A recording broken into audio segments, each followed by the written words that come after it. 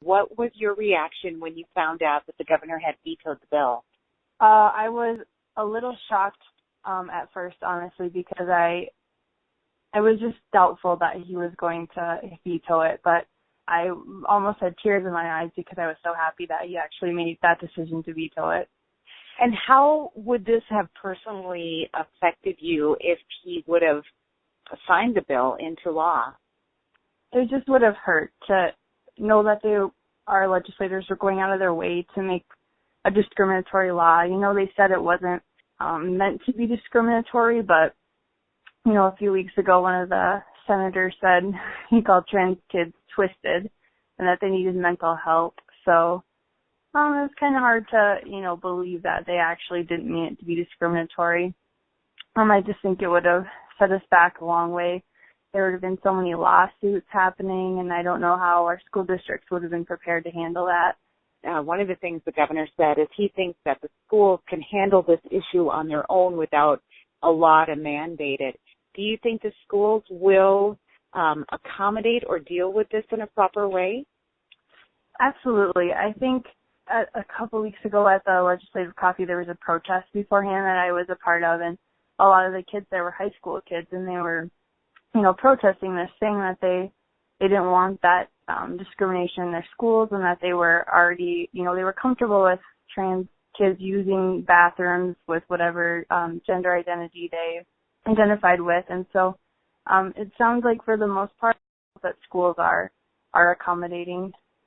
So I think it probably would have been hard maybe for some of the smaller schools to deal with that, but I really think that they would have done their best to keep, you know, the best interests of the kids in their mind when they were doing things.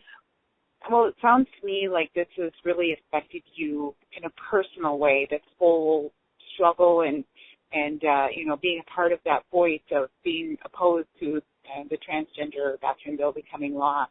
Do you feel comfortable describing how this has affected you personally? Yeah. Well, I am gay. I have a partner. We've lived here in Sioux Falls for 5 years. We just bought a house last fall. So it's just being a part of that LGBT community. You know, it's important that we all stick with each other and speak up for one another when something isn't right. And so that's why I really got involved. I'm a public health student at USC, and so I know how members of the LGBT community suffer from health disparities and depression.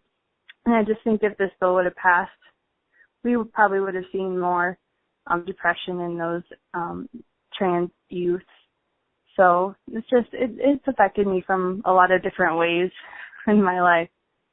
One of the things that I've kind of observed through the decades, especially in the 80s, that if somebody was gay, that also meant they were preying on young children, that it automatically equated to somebody that was going to go after kids or something like that. Mm-hmm. And do you still think that that's kind of the basis of the fear?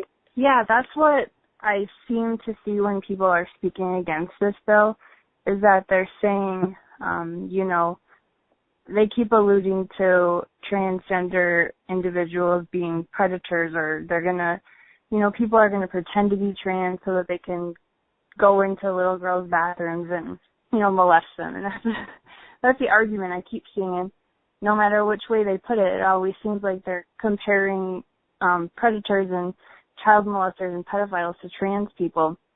And I don't understand where, you know, those fears are coming from. Why, or if they're even forgetting that this is about public schools, and why are predators aren't allowed in your public schools. And it seems like they're just making this a lot bigger than it is, but there's definitely a lot of misinformation and misunderstanding by people about these issues, and I think if they maybe educated themselves, they would, you know, see. It's not weird. It's just life. It happens.